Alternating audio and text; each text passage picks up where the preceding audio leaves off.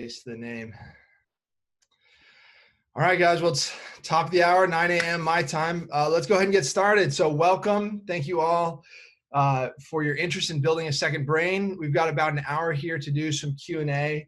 Tiago was originally going to be on this session, but he is meeting with his book publisher or potential book publishers, I guess. He's working on the Second Brain book. So all exciting stuff. So I'm here to answer questions. This will be pretty casual. So let's kick it off. You can start with questions in the chat or just unmute yourself and talk. But what is on your mind about building a second brain?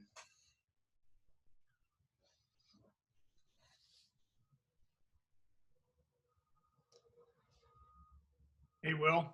Hey, Paul. My name is Paul Hammer. I'm calling from northwest of you up in Washington State. Oh, good. I had a question about the requirement for attending the first session where on the materials it says it's required. What's that all about? Yeah, well, it's we're not going to kick you out of the course if you can't make it, right? It's I guess strongly encouraged. The idea is that there's people from all over the world who take this class, and it's a really powerful thing on the first session to feel sort of the energy of the entire class from around the world on that call. And then on top of that, that's just sort of critical information shared about the class in that first class. So it's kind of a combination of wanting to get you the information while also feeling the energy of the entire cohort. We really want everyone to be there for the first class. Might have to stay up late, wake up early, but would love to have everyone there, sort of the full energy of the cohort. There's some Rite of Passage alums on here. We did that for Rite of Passage, and it's really exciting. Yeah, hey guys, it was really exciting to have everyone on the call. So yeah, strongly encourage you to make that first session if you're able to. Hey, Will, it's Mike Rusko in Los Angeles. Hey, Mike, what's going on? Hey, quick question for you. What is the average kind of time commitment as we go through the cohorts? How long are the cohorts? Are there Q&A kind of afterwards? What kind of time should we set aside for this? Yeah, good question. So real quick up front, the schedule it's 5 weeks. So April 6th to May 6th, live sessions for 1 hour every Monday and Wednesday from noon to 1 p.m. Eastern, 9 to 10 a.m. Pacific. So right off the bat, that's right, 10 hours over 5 weeks. There are some extra things as well. So as you mentioned, Mike, sometimes we will go long, sort of do a casual Q&A after the live session. So that's an option. There's also a Friday office hour session. So Friday, 12 to 1 p.m. Eastern time, there's a sort of office hours where you can hop on Zoom in a unstructured format like this and ask Tiago any questions you might have.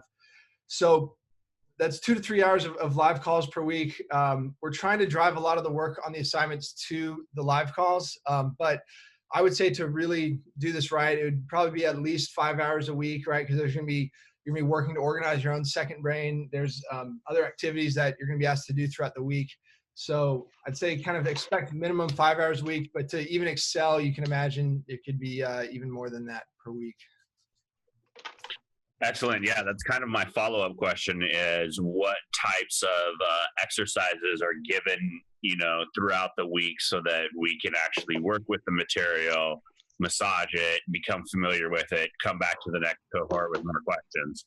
Yeah, totally. So there's kind of two things to think about. One, there's just activities associated with getting your second brain organized, right? So first week, there's going to be something called the Project Mind Sweep list where you're going to, whatever sort of note-taking system you might have right now, you can think about archiving that and then combing through and seeing what projects are you working on. And there's a very particular way, Tiago defines projects, and then you're going to sort of organize your second brain that first week into these different categories of, projects, areas, and resources and activities.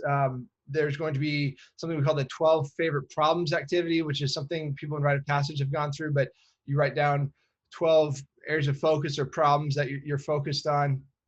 And then, so there's those types of activities each week around organizing your second brain.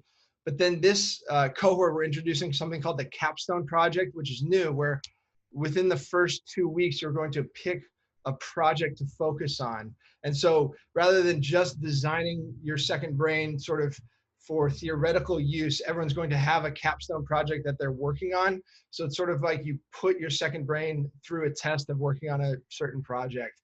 So we'll talk more about that, but the idea is, Tiago has this analogy. He says, if you build a second brain without testing it, it's like building a mansion, but then forgetting to test, if the plumbing works, the electricity works. So you need something to actually stress test your second brain. So you'll have that capstone project to do that. Excellent. Thank you for all the information, Will. I really appreciate it. Yeah, definitely. Hey, Will, this is Jason Sherman in New York. Hey, Jason. Quick question. You kind of just referenced it in the previous question, but does the system sort of presume that one is starting sort of with a blank slate, and if not, is there sort of like a on-ramp whereby you sort of transition out of whatever system you might currently be using, however efficient or inefficient it is, and moving into something, moving into the second brain sort of mentality?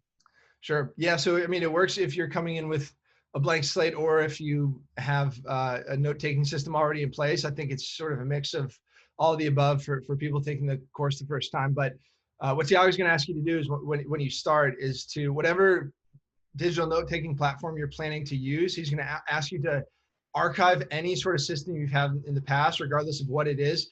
So start over through this project list Minesweep activity. And so you create your structure of your new second brain, and then archive everything else, and then pull in what's necessary from whatever note-taking system you've had in the past. But it does help to just kind of do that hard reset, get that clean slate. So that's how you should think about it coming in. Cool. Yeah. Yep. Thanks a lot, Will. Appreciate it.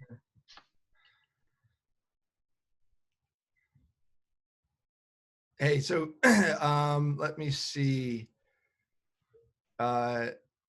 There will be a webinar on Rome. I don't have that exact date, but there's about 5 bonus webinars happening throughout the course for everyone who's a member. And basically, there's going to be one on Rome Research, this tool that's kind of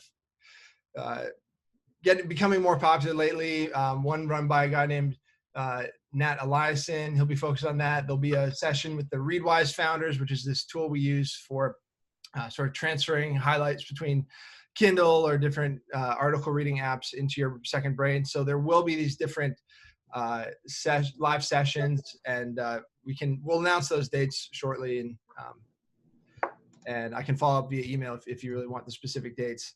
We will have alumni mentors too. So this is something we're really excited about. Actually, in an hour at the end of this call, Tiago and I, along with Lauren, who's helping run our mentor program, are meeting with 16 alumni mentors. So this is the first time Tiago has done this, but there's 16 Second Brain alumni who expressed interest and applied and were selected to help serve as alumni mentors. So the entire cohort is going to be broken into what we call student groups. So you'll have relatively small groups of students that you're part of. And this is really cool. It's the first time we've done this. So every Wednesday live session, this final half an hour will be reserved for a small group meeting with your student group. So we'll be in the main Zoom session on Wednesday. After half an hour, Tiago will send all of you into breakout rooms.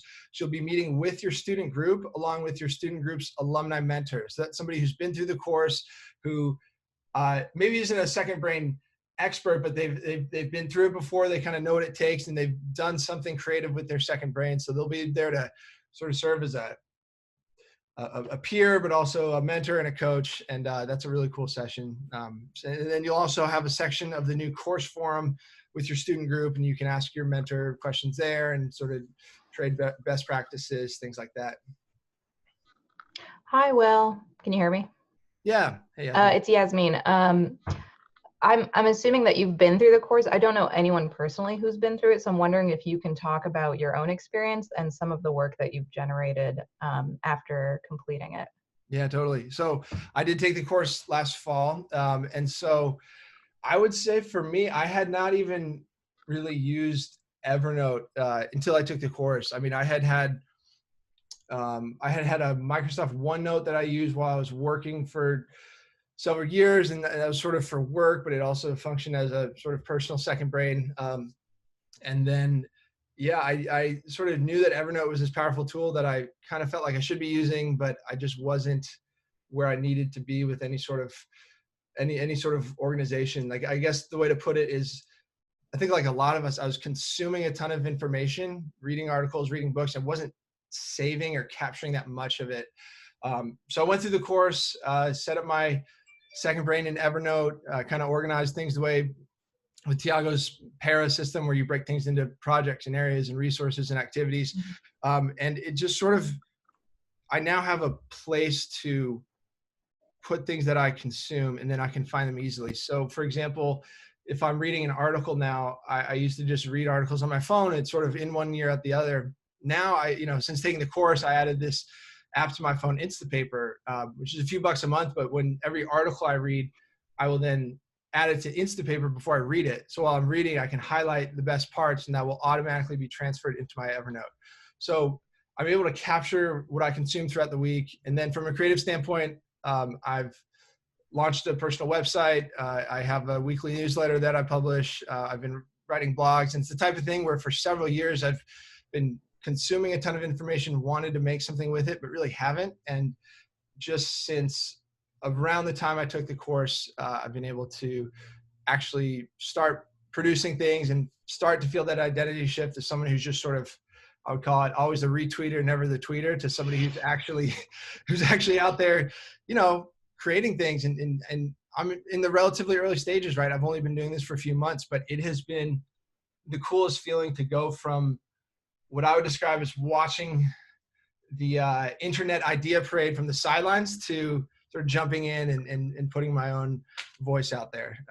And everyone will have different things, right? Not everybody wants to write online, but there's so many different ways to be creative. But I think that the second brain is like a foundation to then be creative in whatever direction is your top choice. Cool. Hope that helps. Thank you.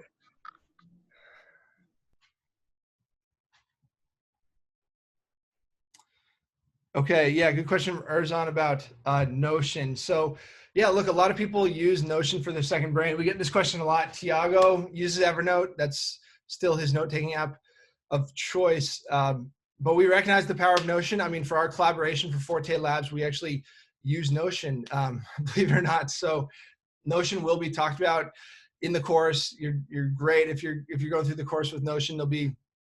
Tiago will talk about Notion. There'll be people who can answer your questions, and a lot of people know Kay. He's a former second brain student. He's created his own Notion course, and a lot of those ideas will be referenced in the second brain course. And yeah, Paul, to follow up on your question, exactly, platform agnostic. So I think on our onboarding survey, when you purchase the course, you'll be sent to an onboarding survey. It's sort of, half of it is for us to understand more information about you. Half of it is sort of a self-assessment or diagnostic of where you're currently at with your digital note-taking habits. And one of our questions is, what digital note-taking app do you use? And there's something like 10 or 11 questions on, choices on there.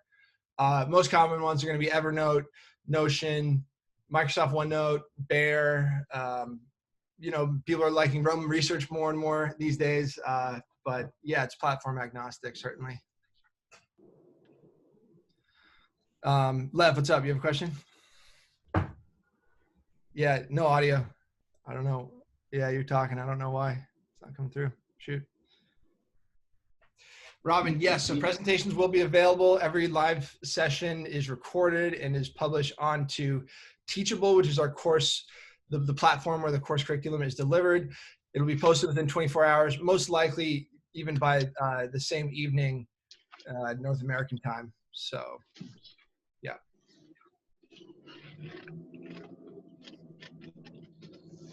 Philip, we don't have an extra seminar for workflowy. I'm sure it's something we can talk about if you have specific questions there.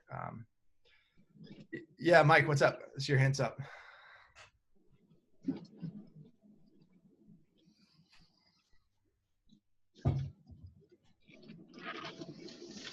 Mike, you there? I have some audio issues. Can you hear me now? Yes, yes. Excellent. I wanted to ask the difference between standard and the premium courses, where I know that there's some additional lessons and some additional templates, but I'm wondering just how valuable it is when you're actually just starting with your second brain, or if there's already plenty to get started with. Yeah, good question. I mean, the premium has a lot of great bonuses. So there's these pre-made note templates. So there's 16 of these pre-made templates for taking notes, sort of for different contexts or circumstances that Tiago will share with you. There's 8 extra expert interviews, we call them, but just different people. Again, I referenced Nat Eliason, he's one of them, but different people who have used Second Brains to do great things. Those are on there. And then there's sort of these extra advanced tutorials that you can take a look at. And so, yeah, I think that's all really valuable. And then there's also these weekly coaching calls. So there's going to be a bonus call each week, group call with Tiago, with the folks in the premium edition, where you can really, the cohort's going to be so big this time around. We're expecting at least 600 students and maybe more. But the group coachings are going to be a lot more personal with the premium, and it'll give you a chance to sort of have that one-on-one time to ask Tiago questions. So that's probably the most valuable part of all of it. And then you get a 3-month subscription to Tiago's Praxis blog. So just to summarize, there's tutorials, there's 8 extra interviews with experts, there's 16 note-taking templates, there's a weekly coaching call with Tiago, and you get his blog for 3 months for free. So I think it's really valuable, but I don't think it's necessary in order to get a lot out of the course. There's plenty just with the standard edition. One thing I'll mention, which is cool about Second Brain, and people sometimes forget this, once you buy standard edition, you have lifetime access to all future cohorts, right? As long as Second Brain exists, you have access to future cohorts of Second Brain. That deal isn't going to be around forever as this thing is growing. And, you know, Tiago's book is coming out here in the next, certainly within the next year. We think this is going to grow and that offer won't be around. But for now, Tiago's explained it that he feels like everyone who takes a chance on this course, well, now it's about 3 or 4 years in, but everyone who chooses to take Second Brain now, he views as like an early stage investor. So he kind of wants to return the favor and give you a lifetime access to standard edition. So sort of to summarize, I think standard edition is really valuable on its own and you get lifetime access. But then the premium edition, if you feel ready to take advantage of those extras and you want that extra time with Tiago, that's a really great option. Will, can you elaborate on that, just the lifetime access? Does that simply mean that, like, for cohort 11, we can all join that as if it were the cohort we signed up for and so on and so forth? Exactly. Cohort 11, cohort 12, 13, 14, Hello? as many as cohorts there may be. So yeah, I don't know how common that is, but I will say, so for another class we have, rite of passage, you have to sort of buy the premium tier in order to have that lifetime access. So this is really kind of unique that Tiago does this. Even when I started working with him a few months ago, I kind of did a double take. I was like, wait, everybody has access forever. And he's like, yeah, it just keeps it simple. And that's all the materials as well and everything? All of the above. You have access to all this. So this is the thing, because if you take Rite of Passage Standard Edition, that's, again, our other class, which I'll probably mention again later today, but if you take Rite of Passage, you always have access to your material from that cohort, but not necessarily the future cohorts, right? You need that premium to get that future access. With Second Brain, you have access to this cohort's material and every future cohort's material. So yeah, it's a pretty cool thing. I don't think we even communicate that enough. I mean, it's on the website and stuff, but we really want to emphasize that you get everything for as long as this course is around. Very cool. Thanks. I have a follow-up question on that. Sure. Hey, Daniel. If you get the standard edition now, and in the fall you decide, hey, that premium edition looks pretty good, like, can you pay extra for that? You can, right? So right now it's $1,000 to join the course, $1,500 for premium. If you want to sign up for premium later, it's an extra $200. So it's going to be $700 to upgrade to premium later. I will say in the fall, so prices are going to go up for the fall cohort. We haven't picked a date for the fall cohort yet, but it's going to be sometime probably in the September, October range, I would guess. And I'm sure the price will be higher. And so I would, that premium upgrade will be $700, but then, you know, sometime before the fall cohort starts, that's going to jump to, so I can't put an exact date on it, but for now it would be a $700 upgrade later. And does that mean, like, if we got the premium now, do we get premium forever, or is that, like, how does that work? Yeah, exactly. Once you're in that tier, that's sort of the tier of access you have indefinitely. Okay, cool. Thanks. Yeah, thanks, Daniel. Quick shout out to Daniel. So we do this annual review session every first weekend of every January. Daniel's one of our leaders who stepped up, and we now have a monthly thing where people who do that annual review meet once a month. So shout out Daniel for making the annual review collective happen. Let's see, what else?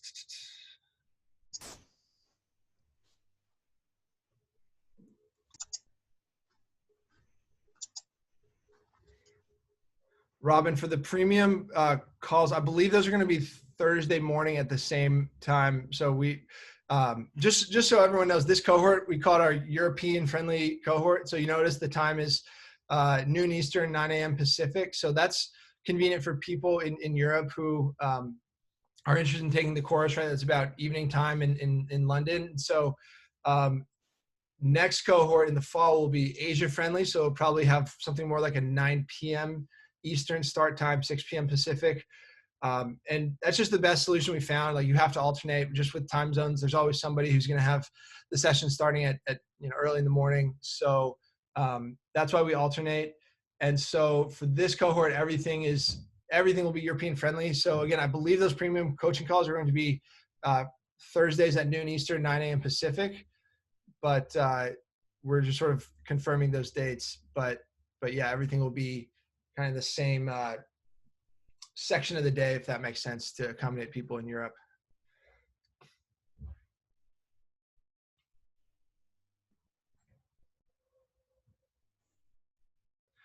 Yeah, Nicholas, great question. So we've thought about the Zoom issue. So there is the tier of Zoom that Tiago has allows for up to, I believe it's actually up to 10,000 participants. So Tiago has the highest tier of Zoom, and that's I think the most participants you can have on a single Zoom call. It's sort of the absolute max. I mean, we're not gonna have nearly that many people in this cohort, but yes, we'll be able to accommodate certainly more than 100 people, and even more than 500 people if necessary on the live calls. We're expecting 600 students, but that doesn't mean the Monday, Wednesday live calls will have 600 people. I mean, typically either people are in the wrong time zone or people have conflicts with work or other things. And not every single student will be on the live calls, but definitely expect more people on the live calls than we've had in the past. But it's also a cool opportunity to have that many people all learning together in this course. You'll meet some really cool, really incredible people from around the world.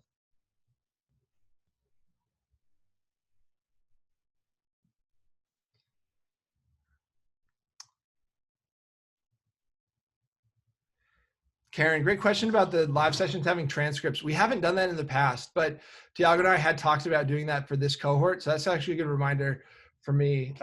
It's a pretty simple integration with Zoom and this other tool we use called Otter. So to answer your question, Karen, yes, we're planning to have live transcripts, but thank you for the reminder. What other type of support is available post-class? Forums, Slack channels, things like that? Yeah, definitely. So a couple things. So Forte Labs Slack has been in existence for several years. So for now, it's still going to be available as well. So you can join the Slack channel for, I guess it's a Slack community technically for Forte Labs. And there's all the people in the past who have taken the course on there, and you can chat with people and sort of ask more ephemeral type questions on Slack. And then there's a course forum as well. So this is new. If you're a returning alumni, we have migrated a course forum. So it's been on a platform called Discourse for a long time. And Discourse is okay. It does some things really well, but it's not the most sort of intuitive user interface. It's a bit clunky. So we're moving to a platform called Circle, which is a lot more, imagine like if Facebook and Notion had a baby, if that makes sense. It's like a Facebook like interface. It's very intuitive to use, but it's a lot cleaner looking, kind of like Notion. It's a very new platform, and Tiago happens to have worked with the founders, so we're one of their early testers, and it's worked well for Rite of Passage. So there'll be a community forum on Notion, on Circle. You'll have these different Circle channels where you can chat with the entire group. You'll also have your smaller student group of about 30 students on Circle where you can sort of ask questions from your alumni mentor on the forum. trade tips and tricks with other people in the class. So the forum is a big piece of that. And then again, there's these other support throughout the week. There's office hours every Friday where you can hop on and ask Tiago questions. There is your alumni mentor, who's somebody you can sort of ping with questions throughout the week, email them, or they'll be available for that. So a lot of different areas of support outside of the main Monday, Wednesday live calls.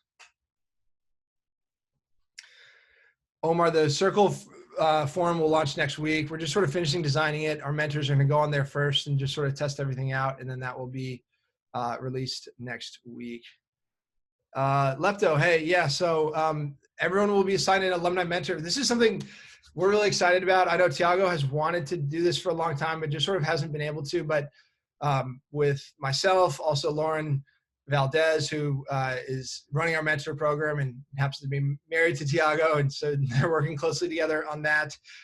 We're able to start this mentor program, but basically there's going to be 16 alums of Building a Second Brain who've taken the course in the past, who know it really well. They're going to be each leading a group of students, a student group, and basically you'll be in one of these groups and you'll have a mentor assigned. Every Wednesday, the final 30 minutes of the live call, you'll meet with your mentor in these student groups. They'll sort of be a discussion leader for that 30 minutes, and you can ask them questions. And then they'll be there to support you throughout the week. They'll be sort of leading things on the on your student group discussion on the Circle forum. They're just sort of there to support you, act as a coach and a leader, somebody who's done it before, but is able to give you sort of more access than Tiago can give to everyone individually. So very excited for the mentor program.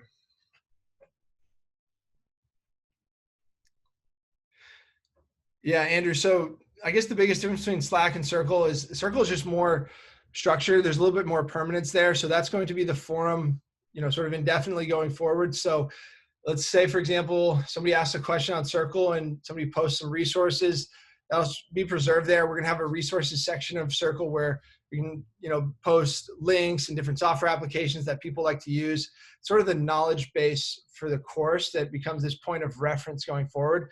Slack is a lot more ephemeral. It's just, if you've been on Slack, you know how it is. It's here one day, gone the next. You just sort of chat back and forth with people. So Slack is good for quick conversations. Circle is more permanent. And Circle is the direction we're heading, right? So Circle is still releasing their direct messaging feature that's going to be coming out in the next couple of months. So that's why we're keeping Slack for now. But long-term, all of sort of the asynchronous course communication will happen on the Circle platform.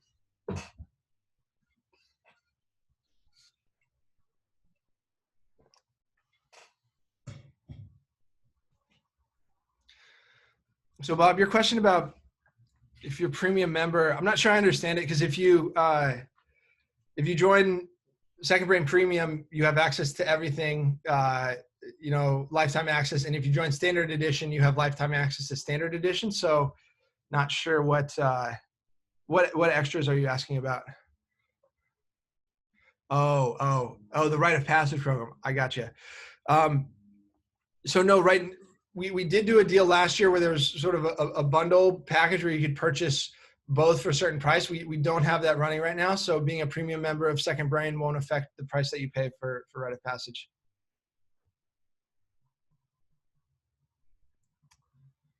Ooh, Robin, good question. Preparation before the course. I guess the short answer is you don't have to do anything. You can show up day one and Tiago will take you through those exercises of reorganizing your second brain and kind of get you up to speed there.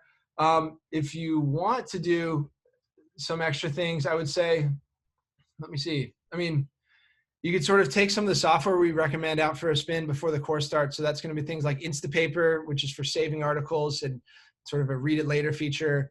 Readwise is this app that allows you to sync your Kindle and your Instapaper to your Evernote or Second Brain of choice and automatically move highlights from one to the other. So you can try those out. And then a lot of these concepts, Tiago has at least the main ideas shared through blog posts he's written. So I can share a couple, right? There's articles about the para system, just a moment. And, articles about just-in-time project management. I'll also list his the new Second Brain podcast, which we just released this week, which is really exciting. So those are a few links. If you're really feeling eager to get started, I would recommend starting with things like that. Things Tiago's written on his blog about the course and also the Second Brain podcast. It's just sort of a primer for what we're going to be talking about a lot more in depth throughout the 5 weeks. So I would say, try out some of the software and check out some of those links.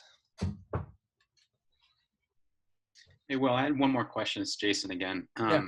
It might be a little specific about the course itself, but a lot of what I read and a lot of what you're talking about is capturing text, articles, books, etc.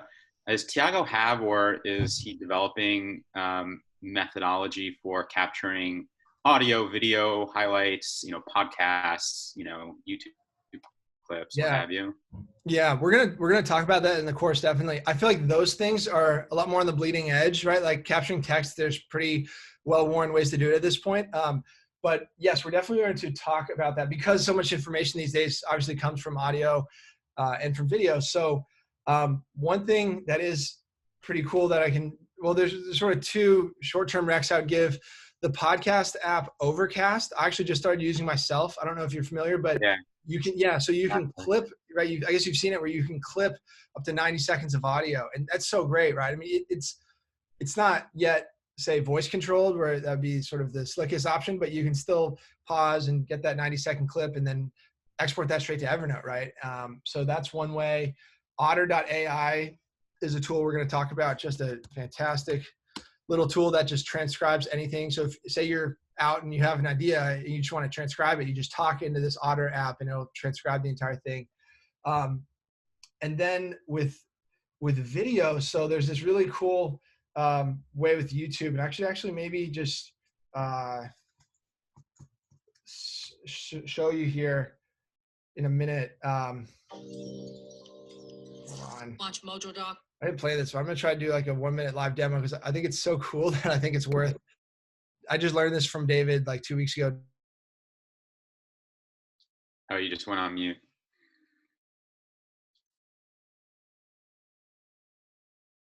Thank you. Okay, just because I think this is so cool, I think I'm gonna just do a 1-minute little share. So, take any YouTube video of choice. I just pulled up, I don't know, top 10 famous speeches, but you're watching your video. If you click on these dots, which apparently is now on every YouTube video, and you click open transcript. Oh, here it comes. Okay. So any video has a automatically generated transcript right here, and you just toggle the timestamps so that there's no timestamps, and you just copy, basically Control A, or you just come here, you just copy the entire transcript, and then there's if you just Google like text to like eliminate line breaks or something, you just paste that transcript in a little web app that eliminates line breaks, and it just pops it all into one paragraph, and then you can just copy that entire paragraph into your Second Brain, and then you can do your progressive summarization and all from there. So really cool tip. We'll probably talk about this more in the course, but those 3 dots allows you to capture transcripts from videos. So kind of a cool recommendation. Very cool. Thanks. Yeah, definitely. Yeah, Paul, Readwise. So I can share a link to them. We love the Readwise app. Just to be clear, there's these tools we recommend. There's no sort of commercial incentive or anything with them. It's just tools that Tiago has used and really likes. But Readwise is the best way to, it's the most frictionless way to get highlights from things you're reading on Kindle or articles you're reading online into your Second Brain. So basically, if you're reading Kindle and you're highlighting things, Readwise will in real time sync your Kindle highlights with a folder in your Evernote. You can just name it like the Readwise folder, and anything you've highlighted on your Kindle will automatically be populated in your Evernote. And then same with articles you read on, and if you put them in Instapaper, another app, any highlight you make in those apps, those highlighted chunks will automatically populate in your Evernote. So then the best things you're reading, right? It's like instead of just trying to remember it in your first brain like you normally would, imagine if the best thing things you read throughout the week are saved into your pocket forever. Just this incredible thing where you'll have, it's like these raw materials you're gathering from what you read each week, and you'll have those raw materials and access to them forever. That's the beauty of a second brain. You're offloading that cognitive effort of trying to remember all of that. It's in your second brain, and then it's available then for when you're ready to do creative work and use those resources. Sounds good. Is it a, because I have a Kindle on my iPad, or a Kindle app on my iPad. Yeah. Is it an iOS app, or? Yeah, it is an iOS app. Yeah, exactly. So if you're highlighting on Kindle for iPad, it will capture that too. It'll kick it to Evernote. So there's kind of two ways to use Readwise. You can use it strictly for this sort of back-end plumbing for your second brain and just sort of read everything in Evernote. But there also is an iOS app where you can go in and read your highlights in Readwise. There's a feature, I think it'll email you like a random note each day. So it's sort of this serendipity machine to resurface old notes you've taken. So there is an app as well, yeah. And yeah, Lev, good question on the PDFs. Yeah, PDF Expert is what we recommend. I think it's a small fee as well.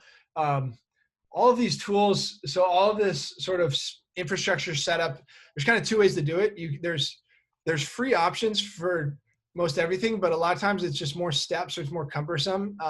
And then if you pay a small, usually these are subscriptions out, like $5 a month or so. Like if you, for example, pay for Readwise and PDF Expert, it just makes this whole back-end process a lot more seamless, to sort of use a buzzword. But I view it as an investment, right? It's, maybe all told $100 a year, but that, you're setting up these systems, again, to capture your intellectual, creative, raw material that can be used to create things with compounding value, right? So I think if you're able to, it's typically worth the investment. If you're not able to, there's certainly workarounds. There's a service called IFTTT, which you can sort of manually do these integrations. It just takes a little more time, and it's not quite as real time or smooth. Eddie, good question about Get Stuff Done Like a Boss. I mean, that's a course that is based off of David Allen's Getting Things Done methodology. So it's slightly different. I actually have not been through the Getting Stuff Done course myself, but I think the idea is it's a lot more sort of just pragmatic. And I know that system the Getting Things Done system was originally designed sort of before the internet age. That being said, that GSD course is updated. It's contemporary, but it's just sort of a foot in the door for how you manage your project workflows week to week. It's not as comprehensive as Building a Second Brain. If you purchase Building a Second Brain today, you get access to Get Stuff Done Like a Boss for free. So if you have the time, it's definitely worth working through before the course starts, but certainly not a prereq or a requirement for Second Brain.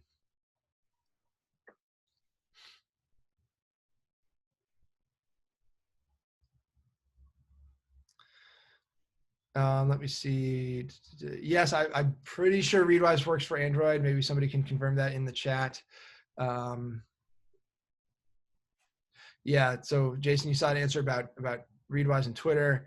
Yeah, Eric, good question about reviewing your notes. I mean, you can certainly use Readwise to, again, review any notes that you take throughout the week. I will say you're sort of ahead of the game with that JIT. It stands for just-in-time project management, something we'll talk about in the course, but it's the idea that you don't review notes just sort of for the sake of it. Like you want to review your notes just in time when you're about to use them for a project, right? So Tiago will teach this process of progressive summarization, sort of how you take highlights from a Kindle book or from a digital article and do further highlights and bolding to sort of make the best points stand out. But he will tell you to not do that progressive summarization until you're ready to use that note for a specific project, right? So typically Tiago will recommend only review your notes when it's being used for something as opposed to sort of a general review of notes. But if you want to just generally review your notes anyways, the Readwise app can help with that. Cool. So Android Readwise works. Yeah, Imran, on the Evernote versus Notion, Tiago does use Evernote, but again, if you're using Notion, we're going to talk about Notion. A lot of people will be using Notion. You're not going to be behind or anything if you're using Notion. Ken, yeah, we should be able to share this. We get a text file of this chat, so I can ask Tiago to share that in the follow-up email. The clincher, Jason, I'm curious, what was the clincher for you? Tweets. Nice. I save I bookmark a lot of tweets, and it's just Twitter doesn't give you a lot of good ways to organize those things. So sounds like a good solution. Right. Twitter's terrible. I mean, they finally added that bookmark function. I used to DM myself all of my favorite tweets. Like I have hundreds of DMs to myself. It's ridiculous. Yeah. But yeah, the Readwise guys. So again, the Readwise founders are going to be doing a live workshop for everyone who signs up for Second Brain. It was going to be April 10th. And I think with this whole crisis, we're pushing that back a bit, but they're really smart guys. This Twitter function, it's very useful, right? You reply to the thread and say, Readwise save, and it saves it for you. But it's also this really neat form of social proof where suddenly you see all these people I've seen it. Like I've seen Lev on Twitter reply to something, say, Readwise save. And he just kind of gets the wheels turning. What's this Readwise thing? Should I be saving stuff with Readwise on Twitter? It's really brilliant. So we will hear more from those founders in the course. Oh, good tip, Mark, about saving the chat. So yeah, if you really want to have this chat, do that. And then that's the best way to do it. And we'll try to distribute it as well. Hold on. Okay, I got a long message. I'm going to try to read it quickly and answer.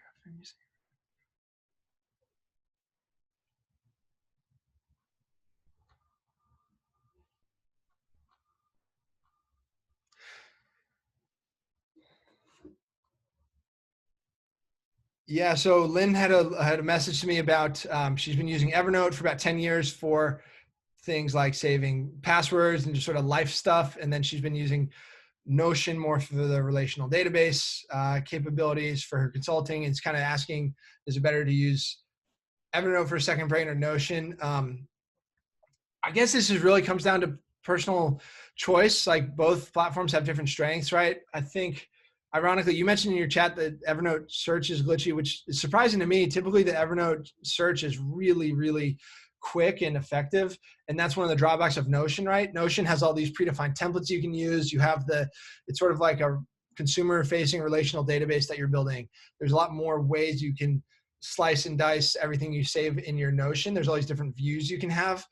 But the search functionality in Notion is not very good. So that's sort of a trade-off. So, I mean, Lynn, that's going to be a personal question, but to your question, yes, the class will help you figure this out. You know, you can take the first week, and it's a great question for your alumni mentor or for other students in the course, and just figure out within that first week if you want to use Evernote or Notion as your primary Second Brain.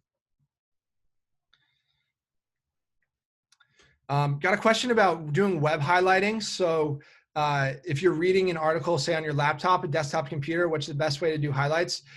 So Omar, just to clarify, Readwise is just the plumbing that's going to connect wherever you do your highlights to wherever you keep your Second Brain. So you don't actually highlight in Readwise.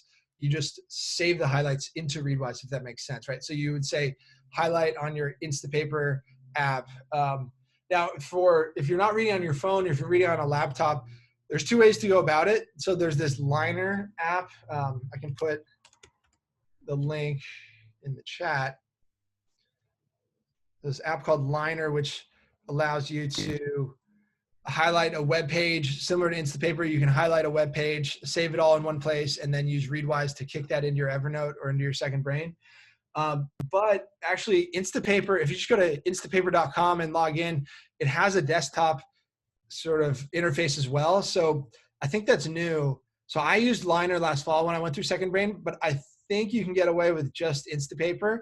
And from my viewpoint, it's easier to have it all consolidated into one app rather than having phone highlights on Instapaper and Liner highlights or desktop highlights on Liner. So I think my recommendation is just to use Instapaper, but check out Liner too if that's of interest.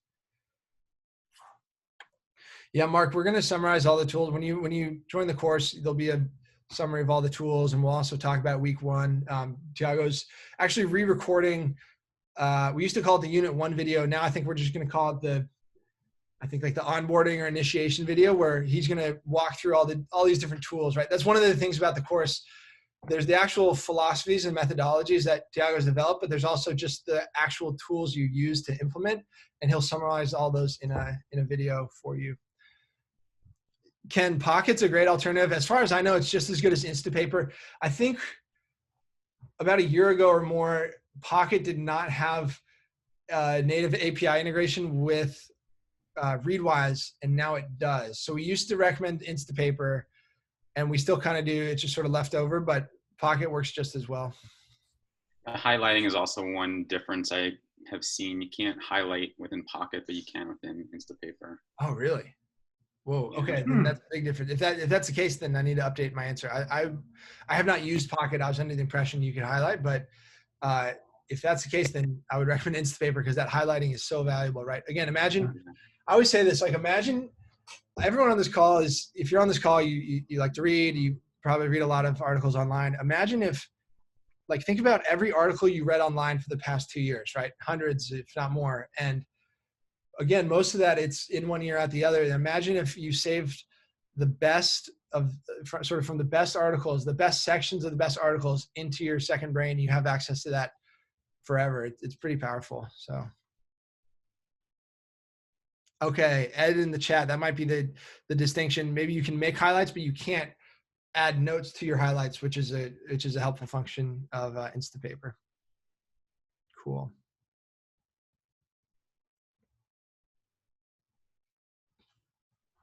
Nice. Okay, what else? Anything, I don't know about the course itself, anything, feel free to keep adding things to the chat or Lepta, let me find your question.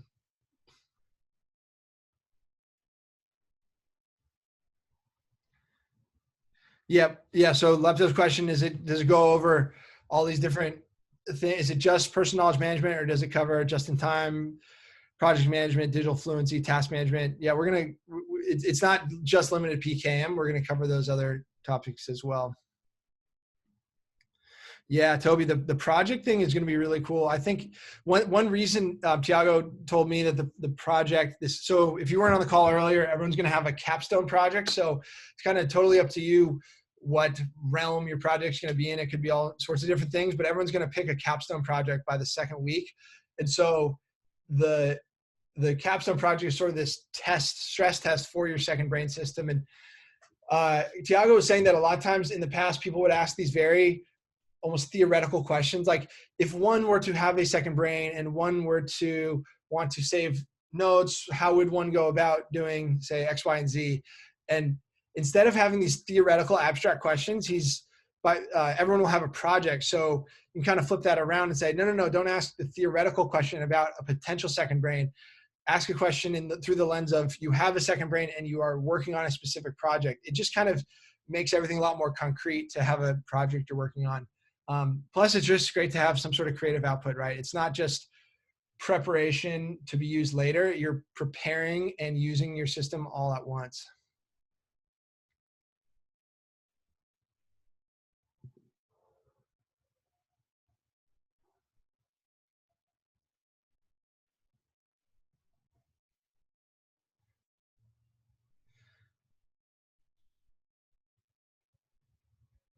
Yeah, Lepta, if you have any specific questions about other things we'll be covering, feel free to send me an email, but the things you listed we'll be covering in the course. So Second Brain Podcast is only available on Spotify right now. So through helping produce that podcast, I've learned all about the world of podcasting and how these things get published. And so basically, Spotify is like, there's no hurdle at all to get something published on Spotify. You just submit it and it shows up like an hour later. So that's why it's on Spotify. Apple, on the other hand, has a very rigorous review process. I think it's at least several days. So we submitted that for approval, I guess, early Wednesday, and we're hoping to have the podcast available on Apple by early next week. I think once it's on Apple, it'll kick to the other platforms like Overcast, Stitcher, wherever you listen to podcasts. But sort of shameless plug, but I would definitely check out here. I can put the link in the chat again. Definitely check out the podcast. Tiago put some real thought into this. It's just the core elements of the course. It's sort of like an initial introduction to a lot of different core elements of the course. And we'll go into these in a lot more depth, but I think it's really interesting. Each episode, they're not like these long, hour-long episodes like you'll typically see. They're all 10 minutes or less, so you can work through them pretty quickly. Somebody on Twitter said, is this the first bingeable podcast? But it really is. You can knock these all out in an afternoon, but I think you'll find them very interesting.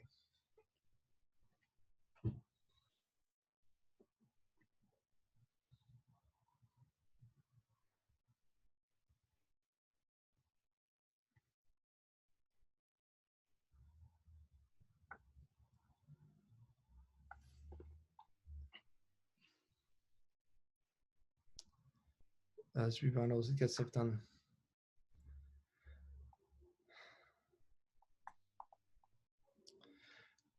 Hey, Lepto. So yeah, I think we'll talk about a concept like task management in the course, but I mean, if you want the specific content from Get Stuff Done Like a Boss, yeah, the best way is to, if you purchase today, you'll get stuff done like a boss is a bonus if you purchase today. So if there's like a specific component of that course that you want the most information on, I would do that. But we'll also talk about that in Second Brain.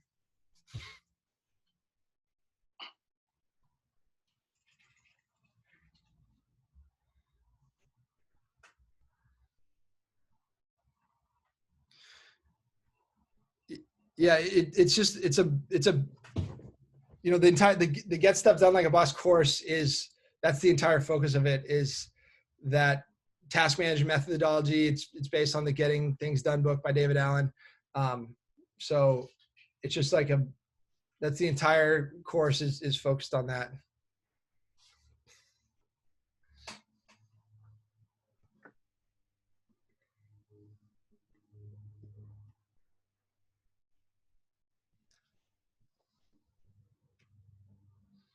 What else? Any other questions you guys have? We've got a few more minutes here. We have our alumni mentors introduction call at the top of the hour, 10 o'clock my time.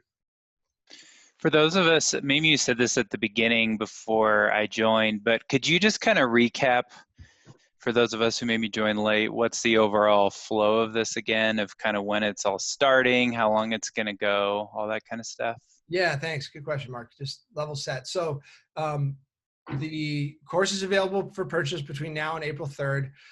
The course will start on Monday, April 6th. It'll run for 5 weeks.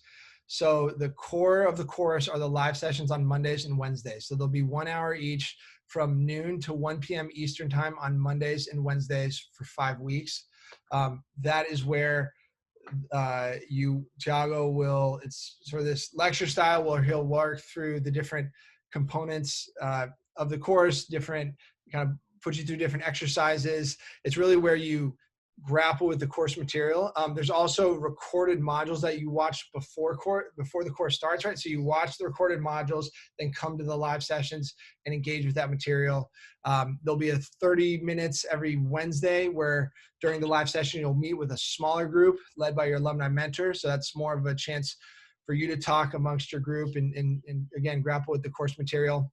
So it's the Monday and the Wednesday live sessions. Beyond that, there's a Friday office hour session every Friday from noon to 1 p.m. Eastern, more unstructured like this. You can hop on Zoom, ask questions from Thiago, or sort of ask questions to the group.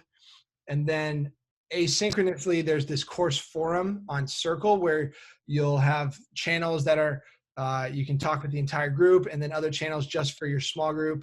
And you can have further discussion about the course and assignments on the course forum. So there's the live components, and then there's the things that you complete asynchronously. Thanks. Yep. Lynn, great question about the small groups. The short answer is we don't know yet, because it just depends on how many people are joining the course. We want to have groups of about 30. It might be higher than that, but again, let's say 700 people are enrolled in Second Brain. Not that many people are going to be on the Monday, Wednesday live calls. And so, you might have 25 people in your small group on the live call, and that'll be a smaller group and give a lot more people a chance to talk.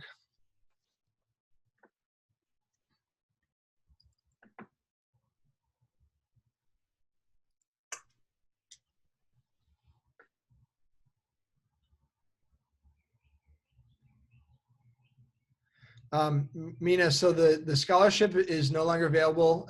We sent those out yesterday, but there is a payment plan still available. So you can do 6 monthly payments of $200 each for the standard edition. And that information is on buildingasecondbrain.com. And then feel free, Mina, to send me an email about your second point and we can set something up.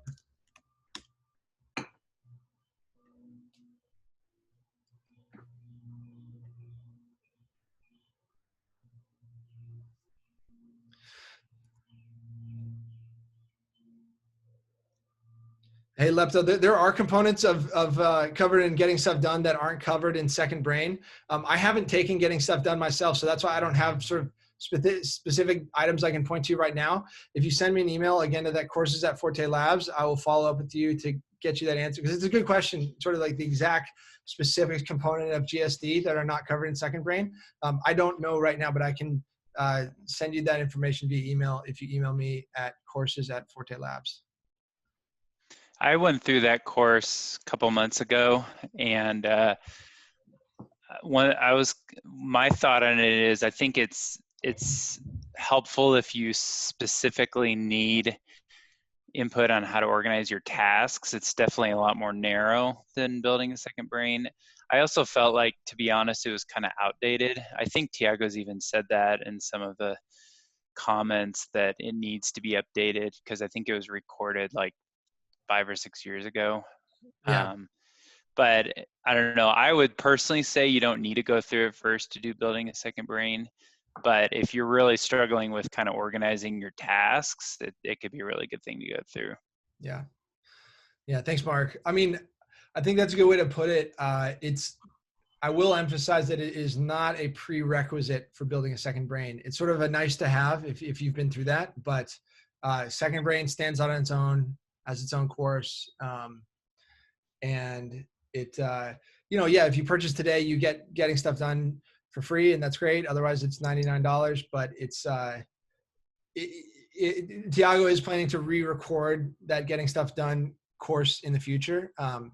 But it's, it's valuable, but it's not necessary to take Second Brain.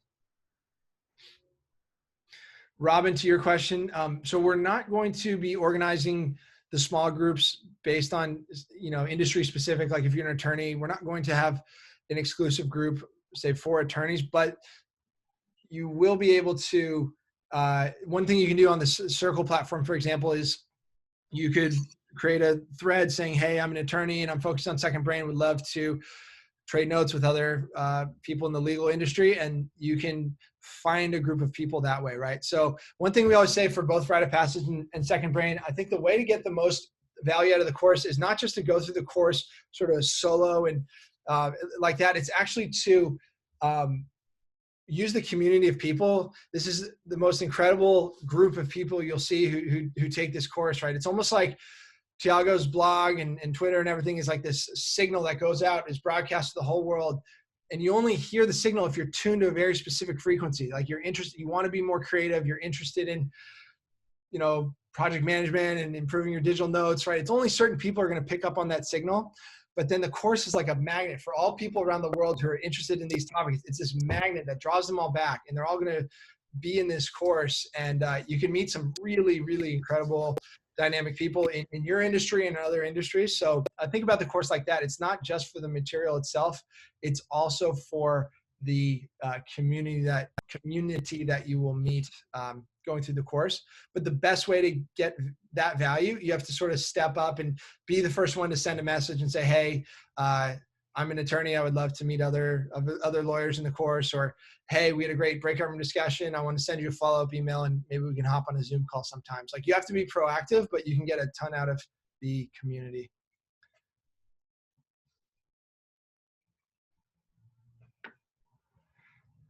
Andrew, yes, the session has been recorded. I believe Tiago will be sending the recording in the follow-up email. We should be. If not, we can sort of send it on a one-off basis, you can email me there, but the recording should be shared later today.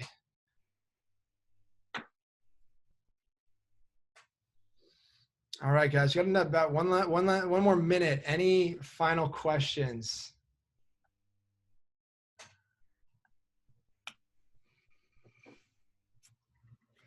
Yes, the Srini webinar will be sent out from yesterday as well.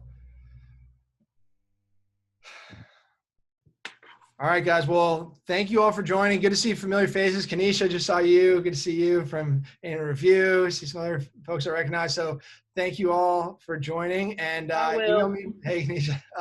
Email me with any other questions. But thanks for your time, and hope to see you all in Second Brain on April 6th. Thanks so much, guys. Bye.